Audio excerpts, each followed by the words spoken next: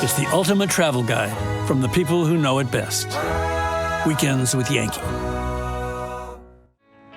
It's time for us to head south to a secret gem, the breathtaking Rhode Island farm coast.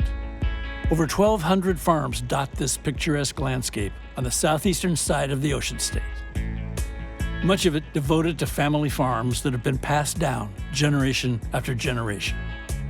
When I think of the New England coast, I think of lighthouses, big rocky shores, beautiful hotels, and some very fancy homes along the coast. The Rhode Island farm coast is a little different in that you have farms literally going to the water's edge. There's a magical charm to it.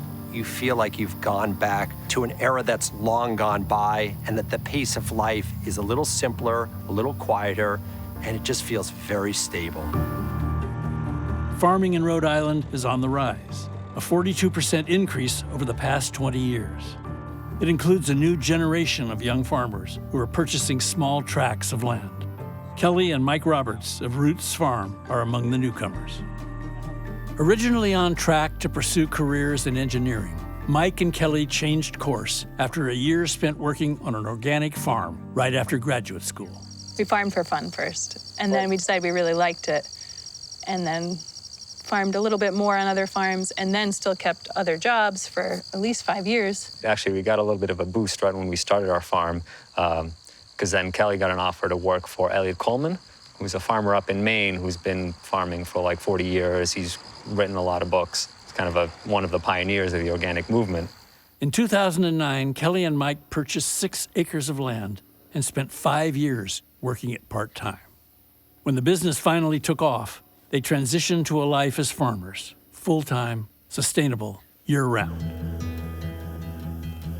What is also special about the Farm Coast region is that this new generation of organic farmers sits alongside the more seasoned traditional farmers.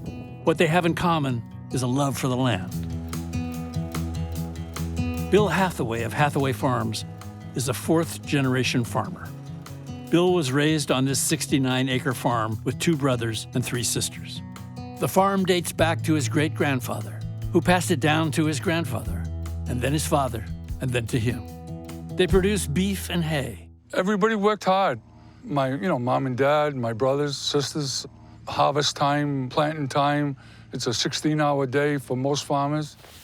The one thing I hear from every farmer is how tough it is. It's heartbreaking kind of work, but yet they can't think of doing anything else. It's a way of life you're used to, you're brought up with. You're your own boss. If you're brought up a farmer, if you think you're young and you want to go farming, I'm all for, I'll help anybody that's willing to give it a shot.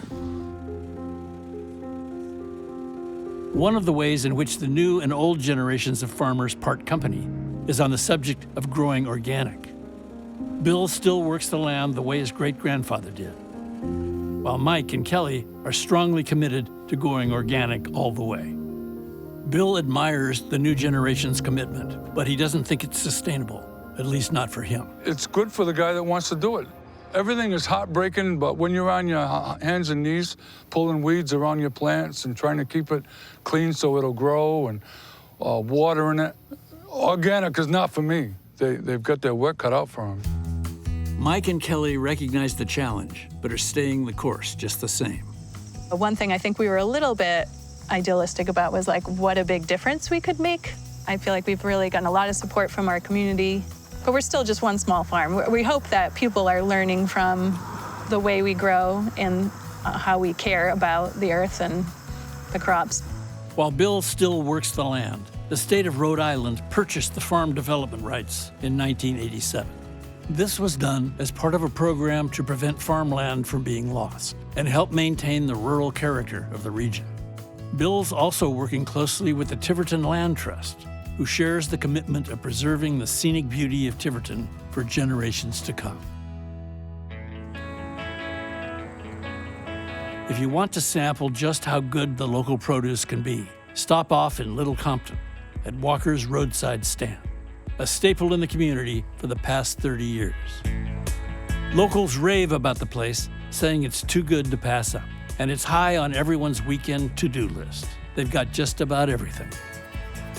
What's remarkable about Rhode Island's Farm Coast region is that if you want to take it all in, you can do it in just an hour-and-a-half long drive.